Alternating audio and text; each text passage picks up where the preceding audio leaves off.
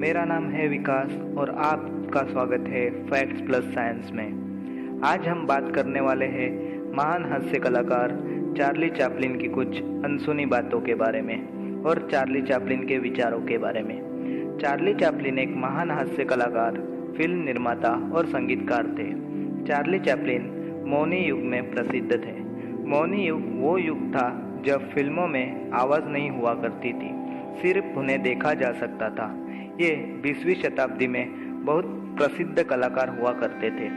Charlie Chaplin का career उनके बचपन से लेकर उनके मृत्यु के 1 साल पहले तक 75 साल तक चला।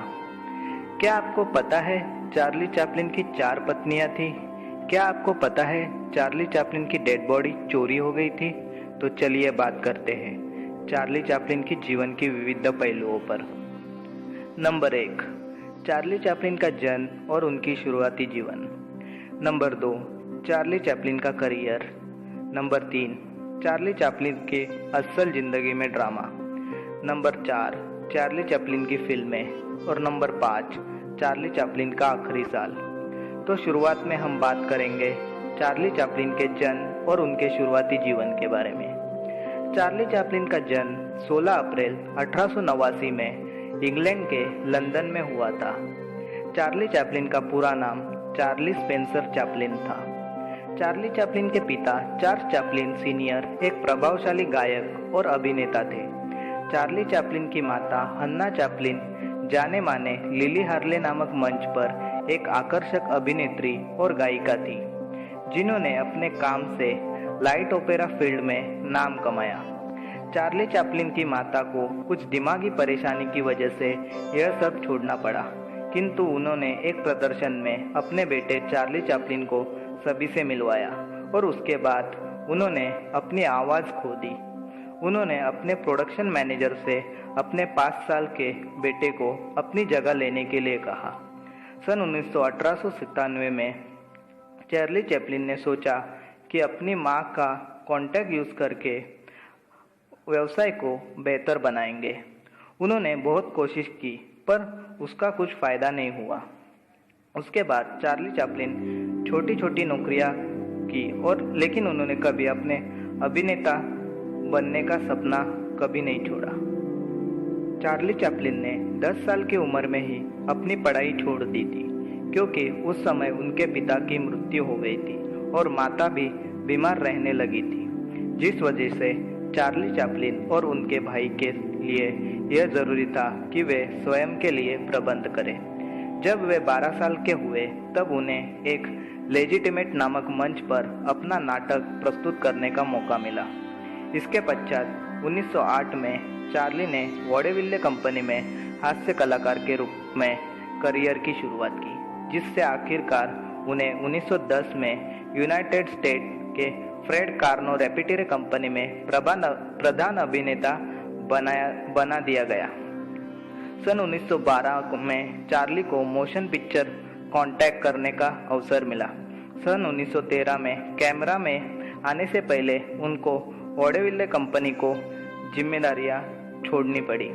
इनकी शुरुआती इनकम हफ्ते की $150 हुआ करती थी।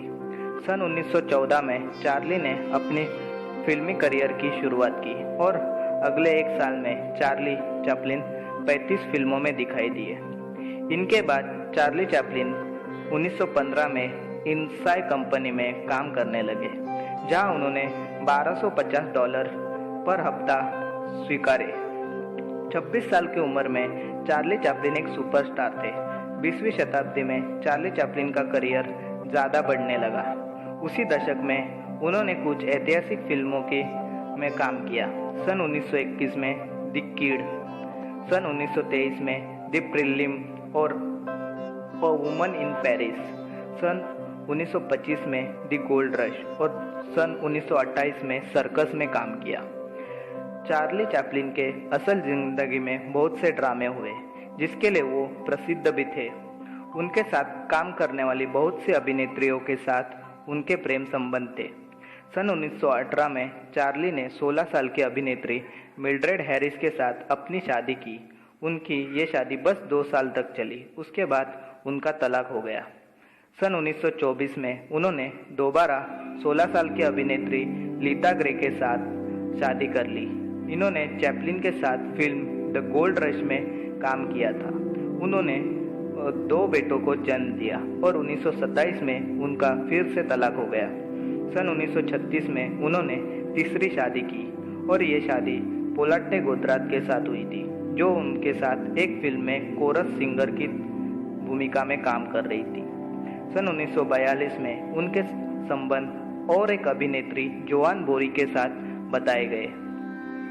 सन 1943 में चैपलिन ने 18 साल की उना ओनील के साथ शादी कर ली।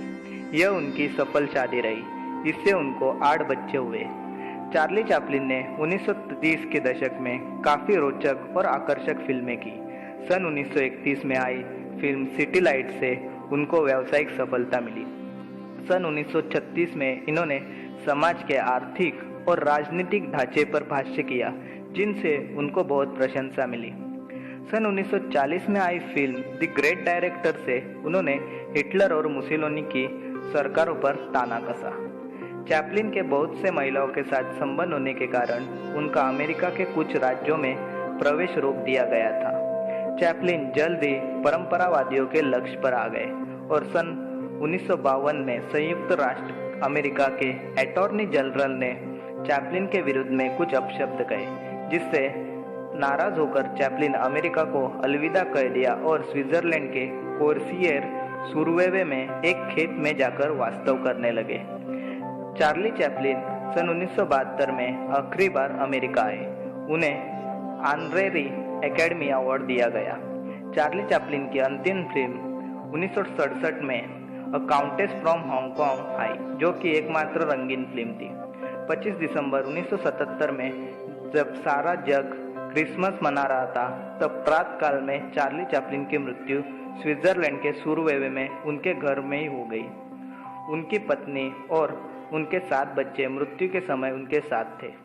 चार्ली चैपलिन का पार्थिव 2 चोरों ने चोरी कर लिया और वो पार्थिव स्विट्जरलैंड के जिनेवा झील के पास कब्र में दफन कर दिया और उनके परिवार को $4 लाख की मांग की। कुछ दिनों बाद चोरों को पकड़ लिया गया और चार्ली चैपलिन का शव 11 सप्ताह बाद पुनर्प्राप्त कर लिया गया। चार्ली चैपलिन अपने सुविचार में कहते हैं कि उन्हें शीशा उनका सबसे अच्छा दोस्त लगता है, क्योंकि जब वो रोते हैं तब वो कभी नहीं हंसता। वे कहते हैं कि उन्हें बरसात में चलना पसंद है, क्योंकि तब उन्हें कोई रोते हुए नहीं देख सकता। और वो कहते हैं कि उनको अगर इंद्रधनुष देखना होगा तो कभी भी नीचे देखकर नहीं चलना होगा। इस तरह से एक महान हास्य कलाकार का जीवन संघर्षमय तरीके से बीता। अगर आपको ये वीडियो पसंद आई हो तो वीडियो को लाइक कीजिए, ताकि मेरा मोटिवेशन बना रहे। और अगर आप चैनल पर नए हो तो चैनल को सब्सक्राइब करो और बेल आइकन को हिट करो और ऑल नोटिफिकेशन क्लिक करो, क्योंकि आपको आने वाले वीडियो की नोटिफिकेशन सबसे पहले मिलती रहे। और हमको सोशल मीडिया पे फॉलो करने के लिए लिंक डिस्क्रिप्शन में है।